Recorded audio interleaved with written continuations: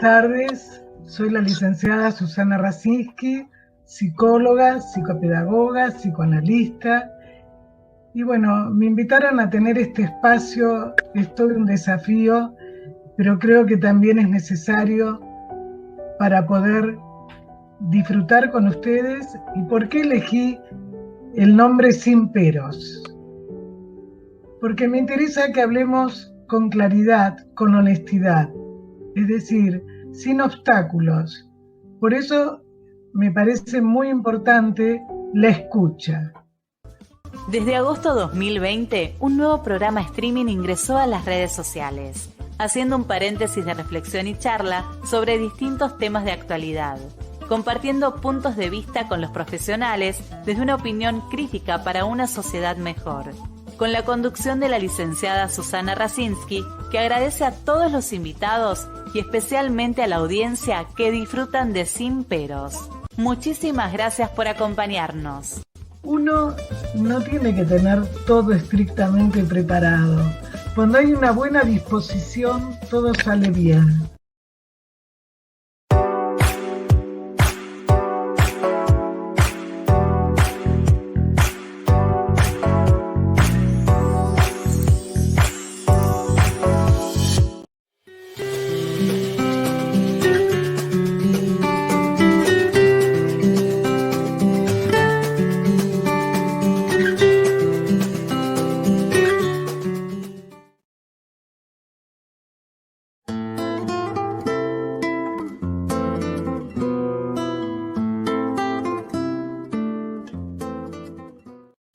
Sin Peros. Un momento de compartir, aprender y disfrutar. Espera lo inesperado con la licenciada Susana Rasinski.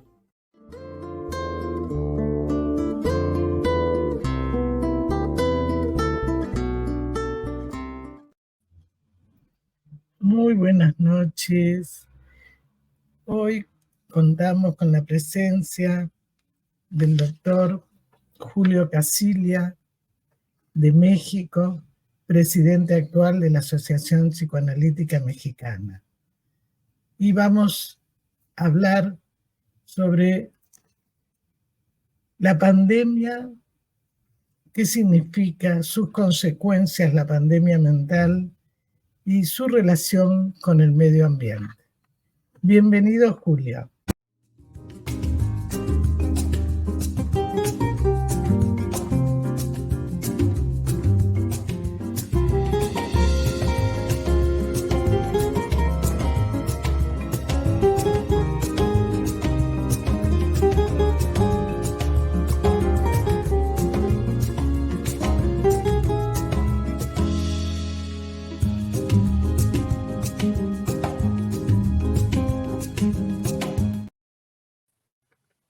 Bueno, encantada de que estés con nosotros y realmente me gustó mucho cuando te escuché en la disertación porque abordaste temas que a veces no se abordan.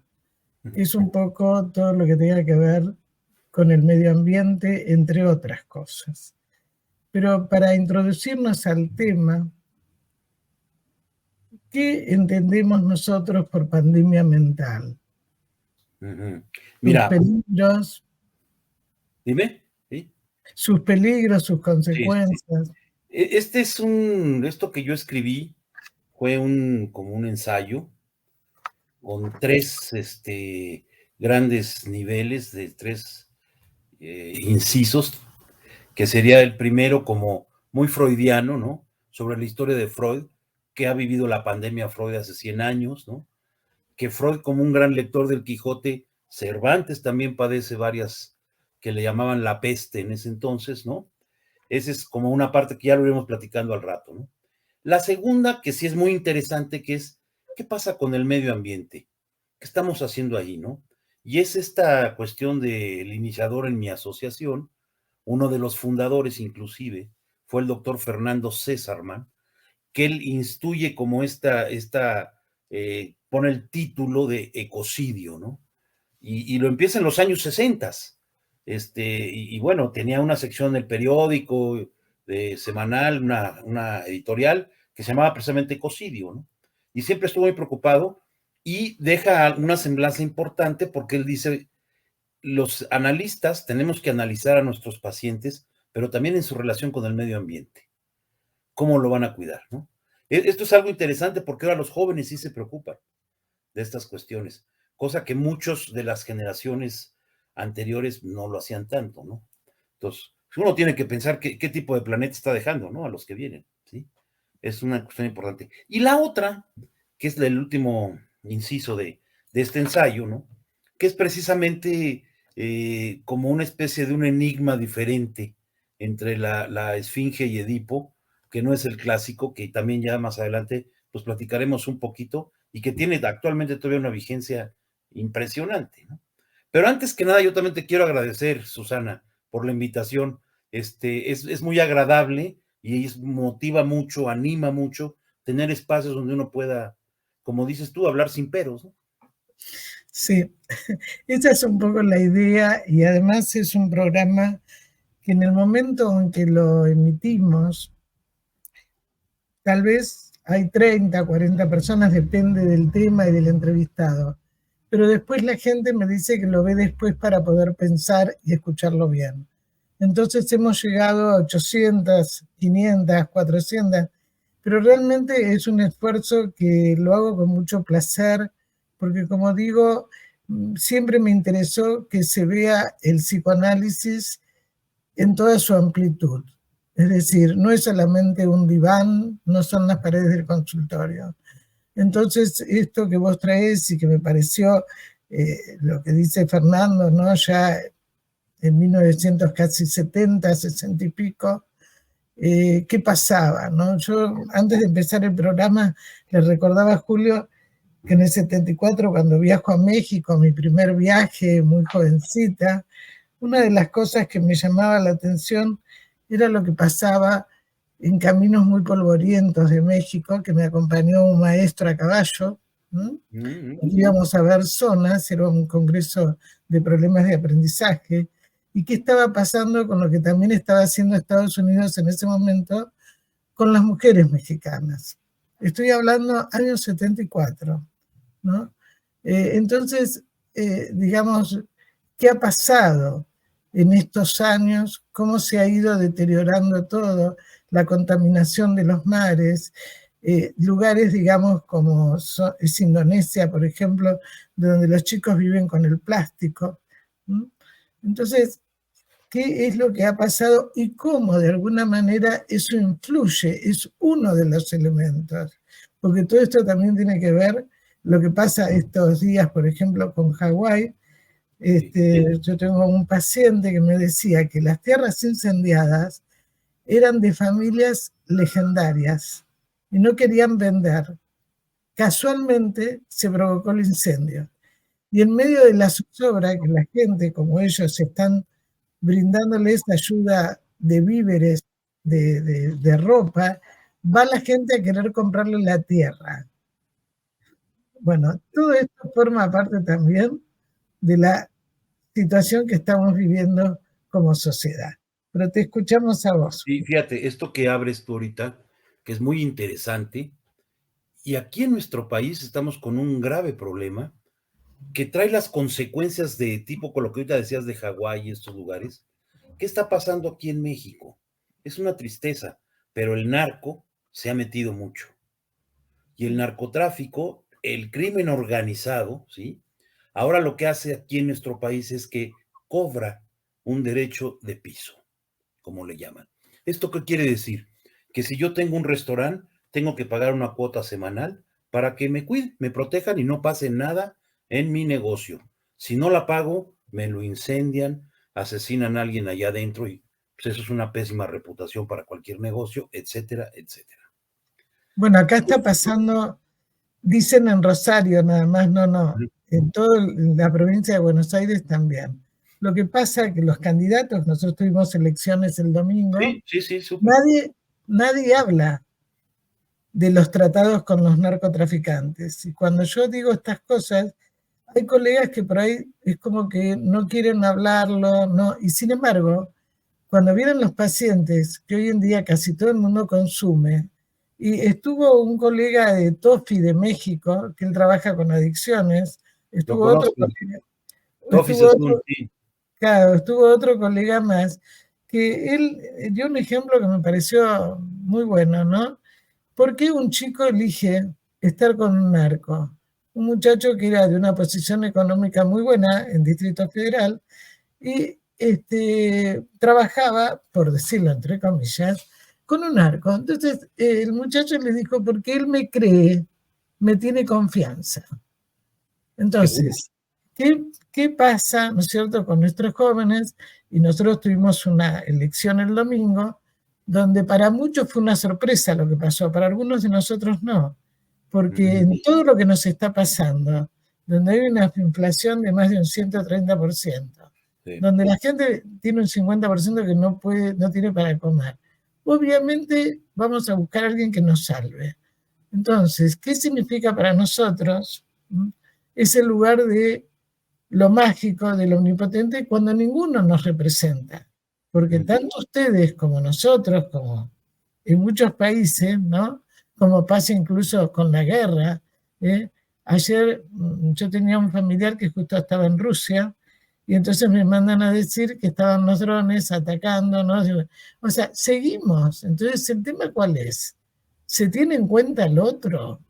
Entonces, ¿cómo trabajamos nosotros? No podemos estar escindidos. Es decir, porque eso los Claro. trae Sí, los sí, sí. pacientes.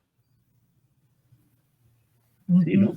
Es que hay veces que, por ejemplo, mira, este psicoanalista mexicano, después de Fernando César Manora, ya es joven, es contemporáneo mío, que es Luis Tamayo, él habla de dos amenazas, ¿no? Que son dos tenazas como que agarran así para el pan, para no quemarse, dos Por tenazas. eso Julio explica para la audiencia Lo explico, qué claro. significa la doble Sí. tenaza. Esa doble tenaza es, por un lado, una tenaza que está representada por la guerra nuclear, que siempre es una amenaza, ¿no? Y da a Luis varios ejemplos, ¿no? Que uno de ellos es realmente patético, que el líder de Rusia, Putin, en el Día del Niño, amenaza por radio y televisión que él puede apretar un botón y deshacer París en 200 segundos, Berlín en 120 y Londres en 160, una cosa así. Que esto es terriblemente angustiante. De hecho, nosotros, nuestra generación, de cuando éramos niños, cuando éramos adolescentes, siempre había esto de la guerra nuclear entre Rusia y Estados Unidos, ¿no? La URSS de aquel entonces y Estados Unidos, ¿no? Y entonces ya se fue calmando un poco eso, pero siempre es algo que está latiendo ahí, ¿no? Y esa es una tenaza que representa todo lo de la guerra nuclear. La otra tenaza, que es la que se me hace muy interesante y nos toca más de cerca, ¿no? Es precisamente esto que le llaman the tipping point climático. ¿Qué quiere decir esto? Son los puntos de no retorno. Son los puntos en el medio ambiente que ya los desgraciamos y ya no vamos a poder restituirlos.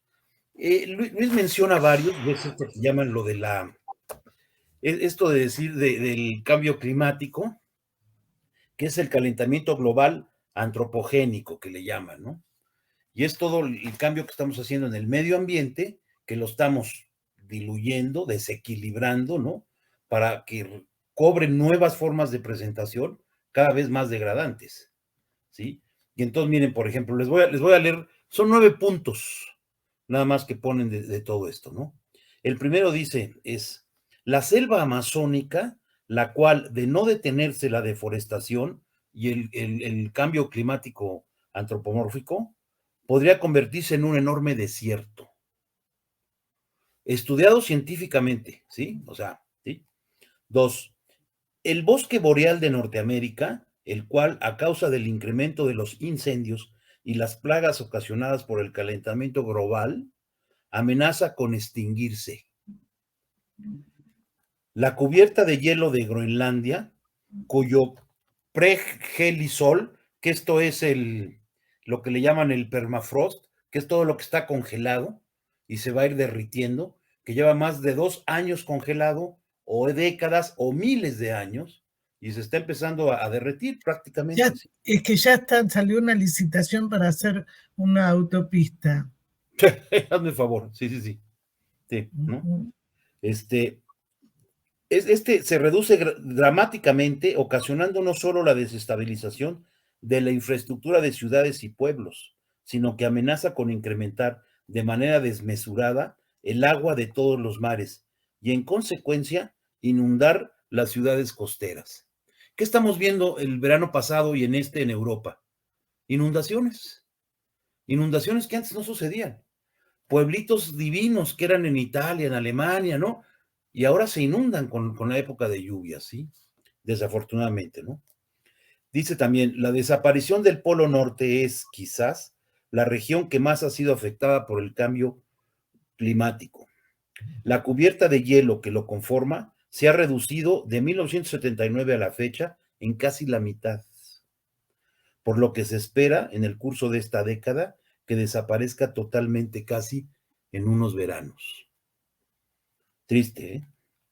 Dice, la diseminación de la fuerza del corriente del Golfo es que hay varios estudios han demostrado que la corriente del Golfo se encuentra en proceso de ralentización, un fenómeno que podrá iniciar otra era de hielo en el continente europeo, además de afectar antes el clima de toda la región.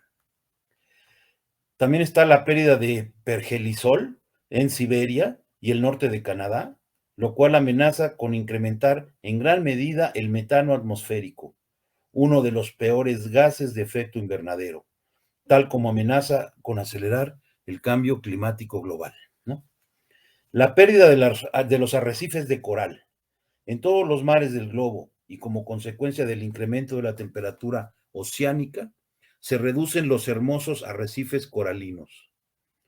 La Gran Barrera de Coral de Australia, los arrecifes del Mar Caribe y del Pacífico Sur desaparecerán cuando la temperatura global se incremente en 2 grados, más respecto a épocas periindustriales, y tal y como indica varias instituciones, ya llevamos 1.09 grados centígrados de incremento respecto a tales épocas. O sea, ya nos vamos acercando cada vez más, ¿sí? Variaciones en los monzones de África y la India. El cambio global ocasiona que las lluvias que anualmente bañaban varias regiones de África Central y el subcontinente indio van alterando su ciclo, generando largas sequías y disminución de la producción agrícola a cielo abierto. La pérdida de hielo en la Atlántida, la cuenca de Wilkes de la Atlántica del Este, así como el glaciar Thwaites, y ambos, y muchos que están contemplados en el sistema, amenazan con poner bajo el agua a múltiples regiones costeras, incluidas ciudades tan importantes como Ámsterdam, Venecia, Calcuta, Shanghái o Nueva York, ¿sí? Y esto es importante, una conclusión que hace, ¿no? Dice, mientras la ONU trata de hacer llegar la propuesta en voz de su representante Antonio Guterres, que suplica a todas las naciones de la Tierra que se esfuercen por detener las emisiones de gases de efecto invernadero, es decir, que deberían realizar ya una reforma energética que sustituya la quema de combustibles fósiles. El anterior presidente de Estados Unidos, no el anterior, decía que no existía sobre el cambio climático, que lo estábamos inventando. ¿Sí? Sí, por supuesto, nosotros tenemos hace un mes más o menos, ¿sí? En la Antártida se derritió como si fuera un témpano, otro nombre tiene, del tamaño de la capital federal de todo Buenos Aires. Sí, entonces, sí. A ver, lo que ocurre es que todo esto, la gente te dice que le interesa. En este programa, yo he pasado biólogos marinos, donde están hablando de la contaminación y de la basura. Pero después a la gente no le interesa. A ver, ¿qué quiero decir con esto? Es como muchos programas de educación. Sí, es muy importante. Entonces, ¿qué es lo que pasa? O sea, el aparato de la sociedad de consumo es más fuerte, el masoquismo de la persona, de la sociedad, los intereses económicos que hay, porque llegado el momento, los que hemos tenido la posibilidad de viajar, En Europa, hace 20 años, vos encontrabas árboles en las calles de Francia, de Italia. Hoy en día, ¿por qué la gente no tolera el calor? No hay árboles. Sí, sí, sí. Entonces, la realidad es que fue acrecentándose todo esto. El tema es, ¿qué le pasa al ser humano? Los grupos de poder son los que manejan. Bueno, tu mirada. Sí, bueno, siguiendo un poco la línea de Fernando César Mal, antes yo quisiera comentar algo, ¿no? O sea, de repente pasa la pandemia, el SARS-CoV-2, el COVID-19, y lo que trae, para mi punto de vista, muy diferente es que de repente se manejan ahí varias cosas. Una, hay un confinamiento mundial, prácticamente. Y ese confinamiento trajo cosas, consecuencias, evidentemente, pero otras fueron muy buenas. ¿Qué quiero decir con esto? En este confinamiento, al menos en nuestro país, en varias ciudades, y se dio un fenómeno en todos muchos del mundo, ¿no? Empezaron a salir las especies de animales Acá también. que seguramente viven escondidos porque nos tienen miedo y nos lo hemos ganado a pulso, como decimos aquí en México, ¿no? Empezaron a salir animales, otro tipo o sea, de la paz que había, de la tranquilidad, el ruido de la ciudad era diferente. Yo llegué a tener momentos como de percepción del ruido de cuando yo era niño. Decía, así se oía mi ciudad cuando yo tendría 4 o 5 años. A lo lejos un camión, pasaba un coche, ¿no? Rara vez un claxon, etcétera, ¿no? ¿Sí? Decía, esto es raro, ¿no? ¿Sí? Y la otra cuestión que trajo también, que fue como muy, muy interesante, fue todo lo que trajo a nivel emocional. Y ahí sí, creo que sí fue en muchos aspectos devastadora, sobre todo con dos poblaciones, dos poblaciones de grupos de edad, los adolescentes y los niños, ¿no? Un paciente me platicaba de su hija, de 3 años, 2 y medio, cuando empieza la pandemia, ¿no? Y de repente era su única hija. Y de repente ya cuando empezamos a manejar esto de la sana distancia y al aire libre, todo esto, ¿no?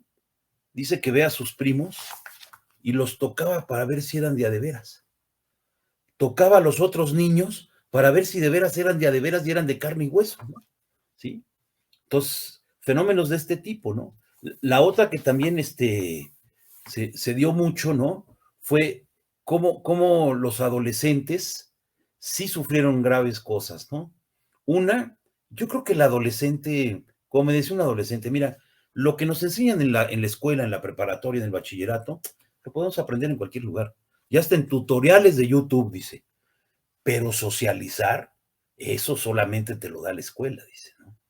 Y tu grupo de pares y todas estas cosas, ¿no? Entonces, sí había una situación ahí que fue coartada, y además para un adolescente medio de entre 15 y 18 años, estar encerrado en la casa con los papás, los objetos primarios, pues el proceso de identidad que está teniendo, de salirse de esos objetos, retirarse como tarea del adolescente, pues se vio muy truncada, se vio muy Sí, por eso distorsionada. los adolescentes muy habilidosos, cuando los padres trabajaban, ellos dormían y Sí, se comunicaban con amigos de internet, por lo menos para diferenciarse, o sea, hacían al revés, porque fue muy grave eso. Por eso hubo sí. muchos suicidios, muchísimas consecuencias, ¿no? Y con los chicos chiquitos, pensaba yo en el ejemplo que dabas de la nena del paciente tuyo, ¿no? Cómo justamente un niño de 2 años tiene que explorar, tiene que tocar, ¿no? Para aprender. Y bueno, a ver si era real o no. Entonces muchos chicos entraron a primer grado sin haber pasado la etapa evolutiva, ¿no? Exacto, sí, sí. Del ascenso a percepción, de toda la parte de exploración, de motricidad, y eso se vio en nuestro país en mucho atraso.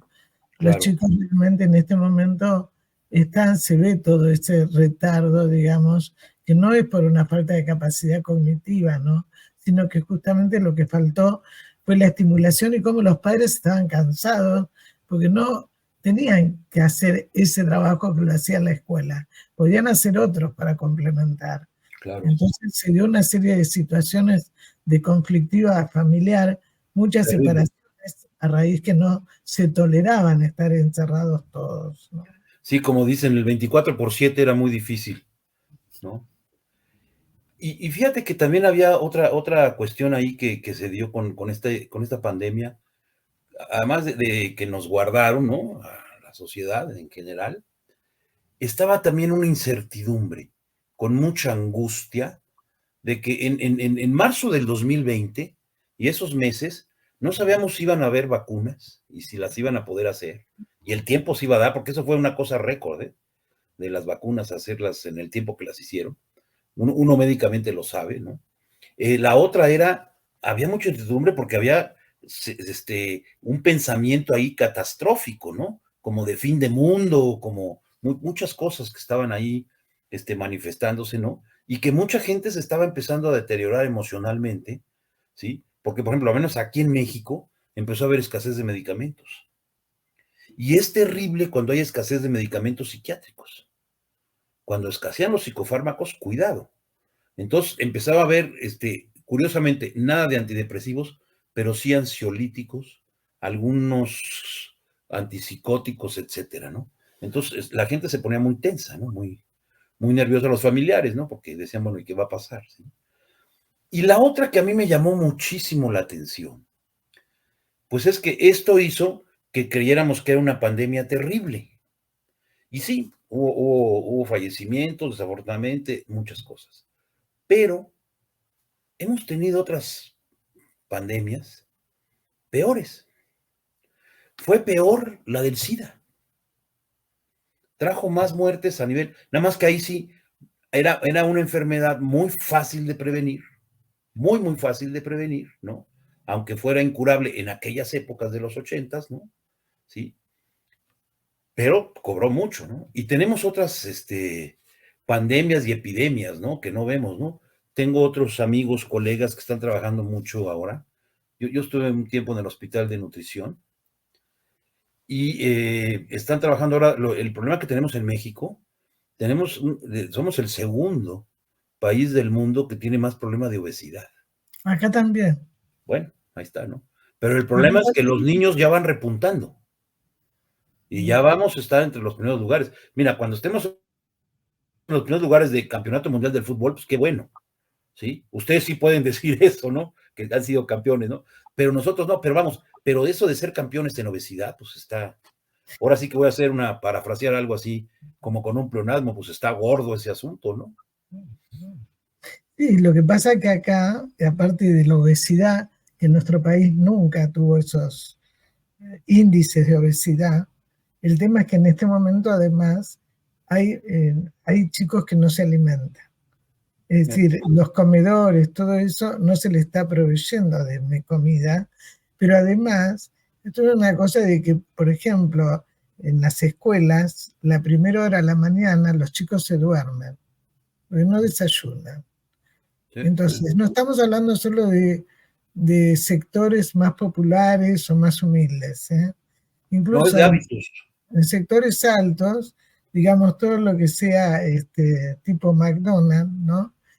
Todo lo que tenga que ver con hidratos de carbono, con azúcar. Entonces tenemos muchos chicos con problemas de presión, con diabetes, Sí. bueno, con una serie de problemas que realmente es muy grave que un chico de 10 años, 12 años. El tema es qué significa para nosotros la alimentación, ¿no? El poder compartir ese primer modelo de aprendizaje, la lactancia. Si a ellos Claro. tenemos el tema de las adicciones de las madres, ¿no? Entonces cada vez tenemos chicos con más problemas de discapacidad y con trastornos de conducta y trastornos emocionales serios. Sí. Inclusive aquí en México han hecho algunos estudios muy interesantes, como hay un problema a veces muy serio de desnutrición. Y el asunto es que cuando hay desnutrición y embarazo, deja secuelas, tú lo debes saber muy bien, Susana, deja secuelas cognitivas, neurocognitivas en los chavos, ¿sí? Ya traen las consecuencias de la desnutrición in útero. Y entonces, si Sí, no hay un esquema de estimulación, una buena alimentación, pues el desarrollo, pues crecen así a la deriva, ¿no? bueno, uno de los temas que vos mencionaste recién es el tema del alcohol en las chicas. Es Sí, decir, que en México también, chicas de 14 años que cuando tienen sus embarazos, 24 son 10 años de alcoholismo y de sí, droga. sí, Entonces, el tema es que esto está pasando a nivel mundial. sí. Entonces, ¿cuál es la mirada? ¿Los escuchamos a los jóvenes? ¿Qué es lo que están demandando que necesitan de esos calmantes? ¿No? Sí. Fíjate, esto que mencionabas como de este chico con el narco, que dices que este narco sí me cree, sí me escucha. Aquí el fenómeno, y me imagino que es parecido allá en Argentina, pero aquí de repente en los años 70, 80, una parte de la sociedad capitalista que crea necesidades para vender productos y ganar dinero, se empezó a dar cuenta que los jóvenes eran una mina de oro para sacar dinero y empezó a manejar un cambio que fue terrible, que es, ¿te quieres divertir con tus pares, con tus amigos? Voy a poner de moda que tienes que venir, como dicen aquí, a los antros, a los bares, a las discotecas, pero vas a consumir alcohol. Y empezó a haber una diferencia. Cuando yo era muy joven, uno podía comprar una copa o dos y estar, como dicen aquí, chiquiteándola para que le durara toda la noche, ¿no? Y no gastar tanto. Ahora, lo que hacen desde hace como 3 décadas o 2 y media es, tú nada más puedes comprar una botella, no puedes comprar tragos sueltos. Y entonces varios chicos compran una botella y se toman varias botellas, ¿sí? Se gana más y se consume, porque además son ganancias hasta del 1000%, ¿eh? De lo que cuesta una botella de tequila o de ron, por ejemplo, ¿sí? Entonces ha habido una fuerza ahí de que da mucho dinero a ganar la juventud y sobre todo los adolescentes tempranos, porque hay lugares clandestinos que los dejan entrar aunque no sean mayores de edad, a menores de 18 años, los dejan entrar y las autoridades se voltean, no quieren ver eso, ¿sí? Y Y no, entonces, ese es otro segmento de la tenaza.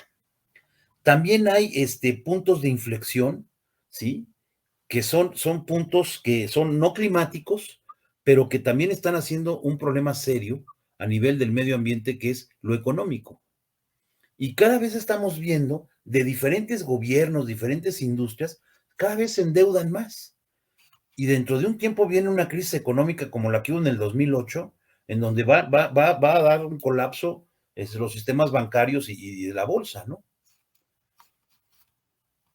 sí, bueno, nosotros Bueno, a somos ustedes, ¿qué les digo, no?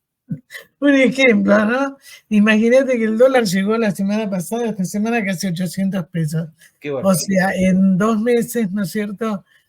Fue como un 30%. Pero lo que tú decías, de los chicos acá hacen lo que se llama la previa. Es decir, en las casas de El familia, precopeo. sí, el tema es que los padres te dicen, ¿qué querés que haga? Si en todas las casas lo hacen, si yo no lo dejo, una vez un paciente, la nena tenía 14 años y entonces él se animó, bueno, hacía tiempo que estaba en terapia él, ya tenía un chico adicto con otro problema, que es un, es una, es una, ay, la patología de Klinefelter, que da homosexualidad, disminución cognitiva, bueno, una serie de cosas, o sea, un problema genético agregado a eso la adicción. Bueno, y la hija hizo una reunión y él les dijo que si él veía alcohol, los mandaba de vuelta a la casa. Vinieron con alcohol, pero fue muy duro porque cuando llamaba a la casa de los chicos no estaban los padres. Nadie estaba, nadie los venía a buscar. Es decir, ese desamparo que no saben los padres porque les es muy difícil cómo manejar esa situación. Y vos que también trabajás como yo con adolescentes, con familia, dicen, ¿cómo hago? ¿Qué les digo? Porque si no, los excluyen de los grupos, ¿no? Sí. Entonces es muy difícil también. Pero creo que vos también tocas un tema que tiene que ver también con la confianza, con el poder escuchar a los jóvenes, así como los representantes del poder no nos escuchan a nosotros, ¿no? Bueno, los padres poder escuchar más a los hijos, porque a veces se vuelven más adolescentes o no salieron de su adolescencia, y eso Déjame también déjame que te diga otra cosa terrible también. O beben más o igual que lo que se critican de sus adolescentes. Ese es otro problema también, ¿no? O sea, sí se predica con el ejemplo, porque todo va cayendo ahí como en una cosa de que no hay regulación de impulsos, ¿no? Entonces esto trae consecuencias sociales terribles, ¿no? Pero a veces la familia, cuando empieza a tener mejor canal de comunicación, cuando empiezan a estar mejor, baja el índice de consumo de alcohol, ¿no? ¿Sí? Sí. Pero, por ejemplo, a mí me llama mucho la atención, ya no adolescentes, sino estos que llamamos adultos jóvenes, de 30, 32, 34 años, vamos a decir, adultos jóvenes, ¿no? Que están haciendo una cosa, en su trabajo aquí están haciendo algo, una trayectoria, y van, etcétera, etcétera, ¿no? Veo tres cosas que a mí me llaman mucho la atención. Una, no quieren tener hijos. Ya no les interesa tener hijos. A ellos y a ellas. Dos, no les interesa hacerse de un lugar para que sea propio, ¿no? Un departamentito como las ilusiones que teníamos nosotros, ¿no? Ni tampoco les interesa manejar y tener un cochecito y todo esto, pues ya Uber y lo que sea, ¿no? Y lo que más me ha llamado la atención es que no pueden dejar sus videojuegos. Y hay cuates de 32, 33 años que todo, así como en una otra época en las universidades se reunían a jugar dominó, una cosa así, aquí se reúnen a jugar FIFA o a jugar el videojuego no sé qué. Y además ahora pueden jugar con alguien en Venezuela, en Argentina y en España, ¿no? ¿Sí? Entonces, eso también ya se está manifestando de alguna manera como una especie de adicción. Sí, sí. ¿Sí? Y además te diré que también en muchas parejas, cada uno juega a esos juegos. Sí, sí, Entonces llega la mujer o quien sea, no es una cuestión de género, y se encuentra con que está el otro con el teléfono, con los juegos, ¿no? Es decir, ¿qué es lo que está buscando en eso? Porque una cosa es jugar para disfrutar y la otra cosa es que eso venga a sustituir al otro, ¿no? claro. Es que ese es un tema interesantísimo, porque algo que está amenazado en nuestra sociedad es la otredad. Poco, por ejemplo, yo me doy cuenta que muchos papás, yo les digo, ya no eduquen a sus hijos en el tener, hay que educarlos en el ser, ¿sí? Por un lado, ¿no? Por otro lado, me llama mucho la atención, la amenaza de la otredad, de alguna manera, y que esto es veneno para las relaciones de pareja, ¿no? Pero me llama mucho la atención ahora esto que se está poniendo mucho de moda, que también tiene ahí sus aristas y todo, ¿eh? Que es la inteligencia artificial. Ahí cuidado, ¿no? A ver cómo se va a ir desarrollando las cosas, ¿no? Porque sí está siendo, por una parte, una amenaza, y por otra parte, pues como han dicho algunas gentes, ¿no? Pues es otra forma de lápiz, ¿no? Para escribir, ¿no? Pero quién sabe qué uso se le pueda dar, ¿no? Sí, los estudios, digamos, que se han hecho últimamente, es como que puede servir, va a estar con nosotros un médico, un cardiólogo. Él utiliza la inteligencia artificial como prevención, una cosa maravillosa. Y en algunos países se está utilizando para que los maestros, la parte de conocimientos la den las máquinas, pero la parte afectiva de relación Sí. la den los maestros. Capacitarlos más para la transferencia con los alumnos, para la parte más emocional, que eso la inteligencia artificial no puede. No pueden ni la intuición tampoco. No, Tampoco tampoco. pueden tener intuición. ¿Sí, no? Uh-huh. Afortunadamente, ¿no? Uh-huh. ¿Y qué sería, Julio, siguiendo un poco lo que estás hablando, la ecosofía? Mira, la ecosofía, es un conjunto de dos palabras, ¿no? que es precisamente la filosofía ecológica, se podría decir. Es un término que lo empieza a usar mucho un noruego, pero realmente es interesante porque el primero que empieza a hablar de todo esto también es Félix Guattari. Él desde Francia empieza a hablar de esto, ¿no? Y él lo pone como diferentes dimensiones, inclusive hasta quiere dar una dimensión hasta espiritual, ¿no?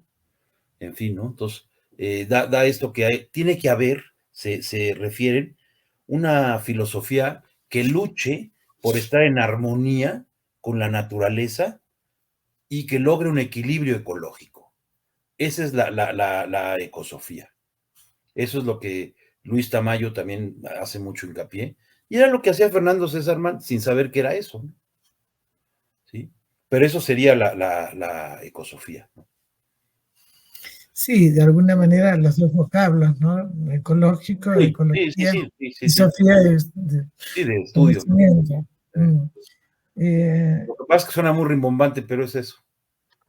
Sí, lo que pasa, digamos que también en todo esto, a veces ocurre que la gente se pone de moda algo y entonces pertenece a movimientos ecológicos, pero como para pertenecer a algo.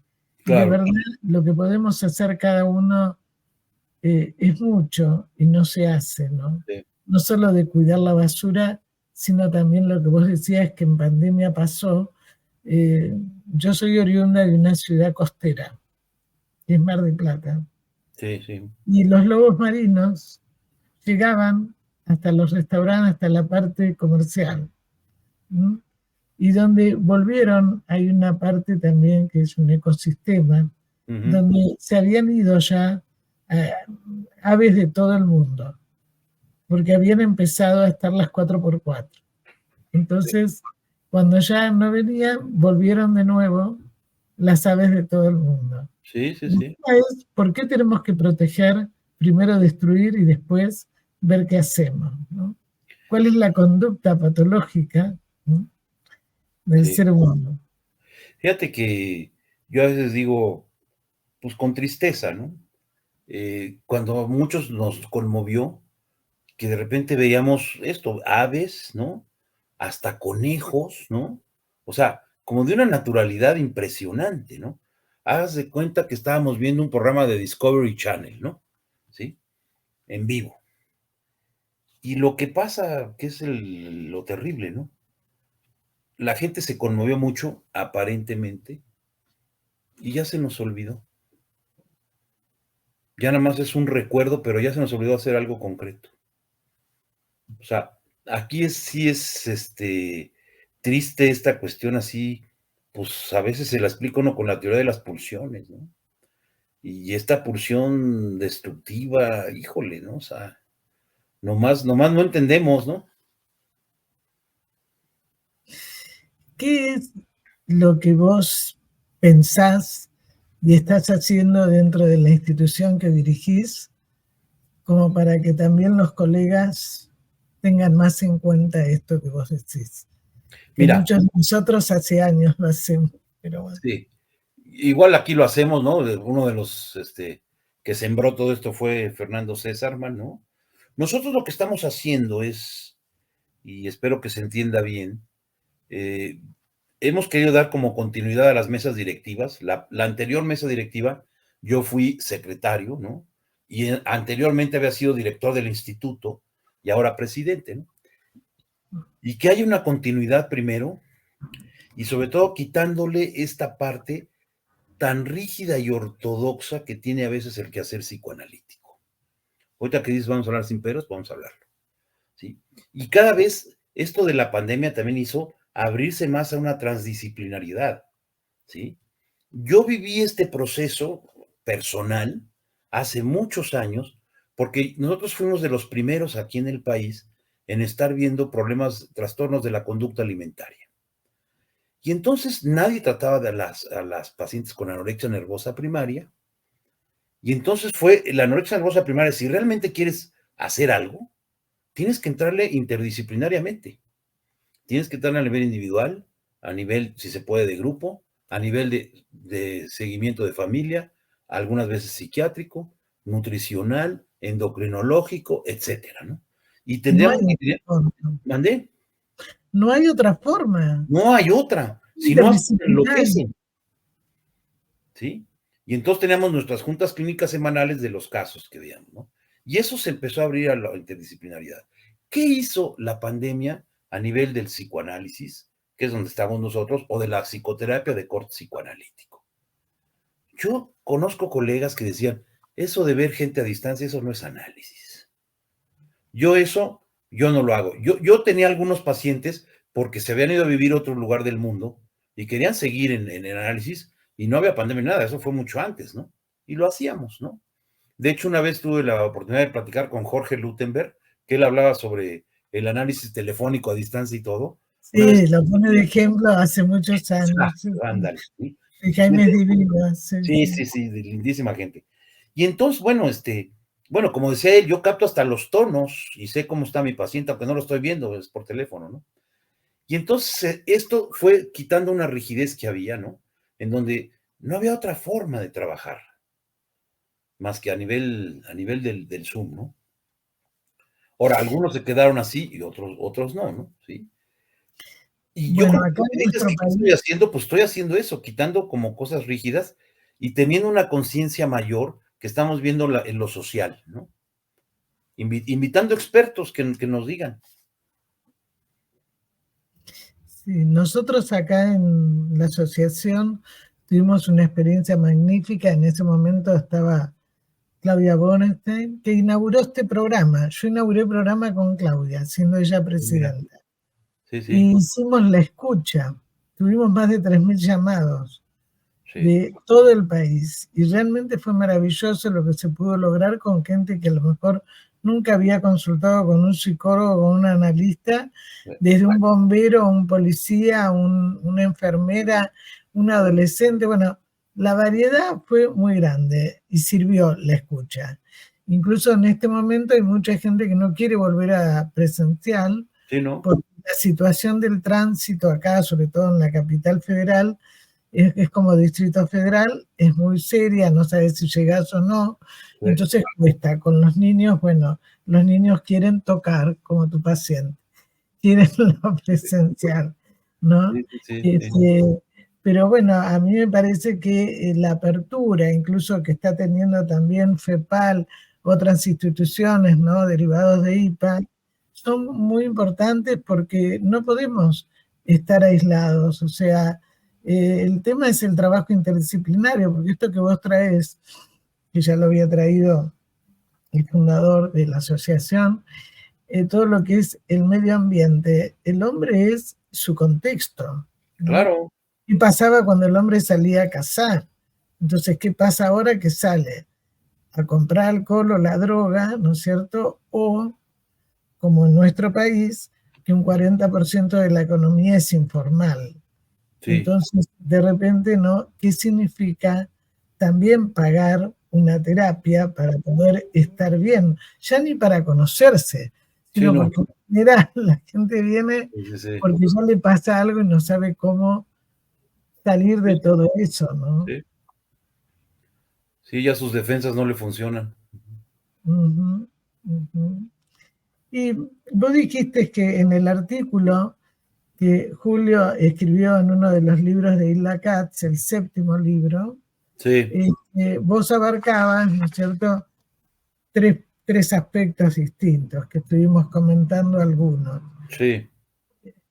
Si quieres comentar, digamos, hablaste de la doble tenaza, de lo que es la ecosofía, de lo que significan los peligros cuando uno no tiene en cuenta qué es lo que está pasando con el medio ambiente, no solamente de la naturaleza, ¿no? Sino con Ujú, el medio ambiente también de lo humano y de lo que nos rodea. claro. ¿Qué podrías decir vos? ¿Cómo se podría ayudar para que la gente pueda empezar no solo a tomar conciencia, sino a poder modificar un poco su actitud? Hablamos de la alimentación, que es tan importante. Sí, hay mucha gente que está trabajando ahora sobre lo que le han llamado los pilares del bienestar, ¿no? ¿Y qué significa esto? Pues además de la nutrición, de la alimentación sana, ¿no? Es también, ¿qué más cosas se pueden hacer por la salud? El ejercicio, que ese es otro, ¿no? Y yo creo que algo que nos toca a nosotros que andamos como profesionales de la salud mental, yo creo que algo que estamos haciendo es, hay mucha gente que no va a recibir ayuda, a tener un espacio donde hablar, donde poder entenderse un poquito mejor, ¿sí? Precisamente porque no se le otorga o porque no saben dónde acudir. Nosotros en la asociación tenemos una parte que se llama Atención a la Comunidad, en donde damos a precios baratísimos terapia, ¿no? A la gente que lo requiera. No pretendo decir análisis, porque no, la verdad no, pero sí es una psicoterapia de corte psicoanalítico, ¿no? De 1, 2, 3 veces a la semana, si se puede, ¿no? A precios módicos, y mucho de esto se ha hecho precisamente, como dices tú, a distancia, porque pues no es fácil. La Ciudad de México tiene un grave problema de transporte y de movilidad por la sobresaturación, ¿no? Entonces, a veces, aunque esté a 8 kilómetros de lugar, puede significar 1 hora y media de tiempo para transportarse, ¿sí? Sí, nosotros acá en el centro Racker, que pertenece a APA, al cual pertenezco también, y estoy, se atiende también a honorarios muy institucionales y realmente, digamos, se ha logrado muchísimo.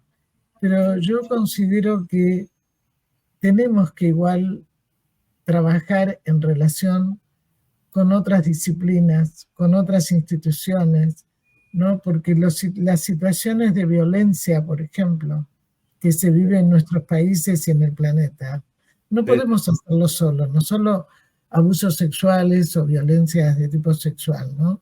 Violencias de todo tipo. Entonces, de repente, como vos decías, desde la parte jurídica, la parte docente, la parte, digamos, médica, en fin, puede aportar mucho más y se puede hacer en distintas áreas. Y tú has dicho algo que también comparto, que se está haciendo ya en Italia con los municipios, el trabajo a nivel de las comunidades, ¿no? Sí. Es decir, más a nivel más grupal, ¿no? Sí. Fíjate que hay otra cuestión que es un faltante que por eso a veces hace que vaya como no funcionando bien y va como coja la situación, ¿no? Mientras los gobiernos no inviertan un buen capital en educación y en atención a la salud, y en esta atención a la salud, en cuanto a lo que es la salud mental, sí, podremos hacer muchos esfuerzos, y qué bueno que se hagan, y qué bueno que logremos algo, pero realmente vamos a lograr un cambio cuando el gobierno diga, va, voy a apostar por la salud mental de mis habitantes de todas las edades, ¿no? Y ahí sí tendría que ser un cambio importante, ¿no? Por ejemplo, aquí en México tenemos una institución que es el Instituto Mexicano del Seguro Social, que es el que más presupuesto maneja del Estado. Ese presupuesto, que incluye también las pensiones, guarderías, etcétera, etcétera, ¿sí?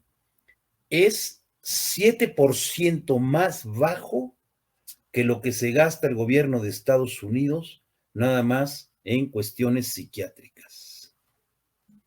Así está la proporción. Es terrible, ¿no? Entonces, sí, aquí necesitamos en México, yo creo que Latinoamérica, ¿no? Tener más capital, que los gobiernos inviertan en su salud mental. Que además vamos a salir ganando todos.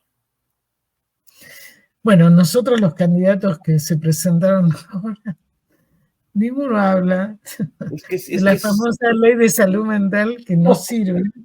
Bueno, pues, una persona que es adicta o que está mal en un brote y no quiere internarse, no se la puede internar por la ley actual. Entonces, igual aquí. Bueno, entonces, viste, como en Estados Unidos, que es toda medicación.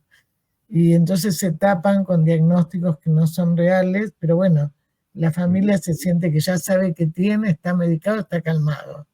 Bueno, el tema yo creo que es el problema que tenemos, que los que entendemos algo de esto, pero vuelvo a decir, en un trabajo para mí interdisciplinario, no nos escuchan realmente. Entonces hay que hacerlo, bueno, dentro de donde uno puede, ¿no?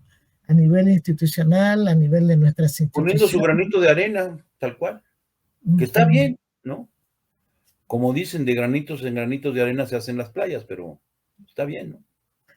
Sí, el tema es cuando los mares, como pasa ahora, ¿no? Tapan las arenas, ¿no? Y las paredes que tenemos también, que a veces las personas se encierran a sí mismas y no ven, ¿no? Las paredes que tenemos. Julio, un placer, se nos ha ido el programa, pero antes de terminar, yo voy a anunciar el próximo y te dejo el cierre del programa con lo que tú quieras y te agradezco muchísimo. El próximo programa vamos a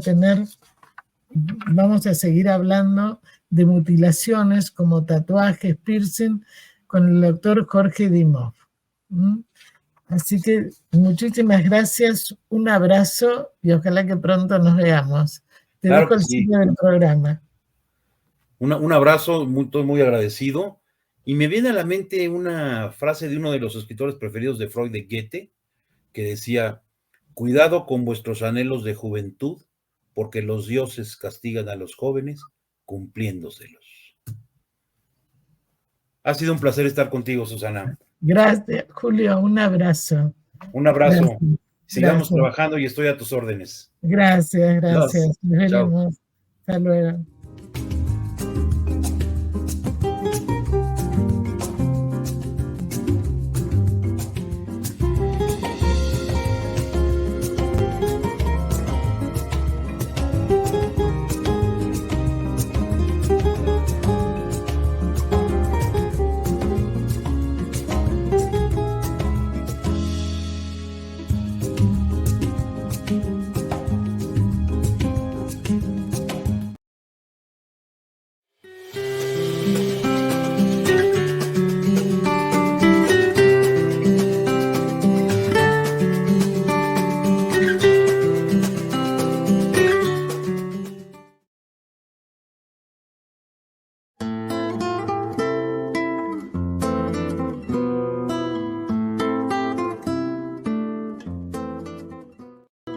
Sin peros.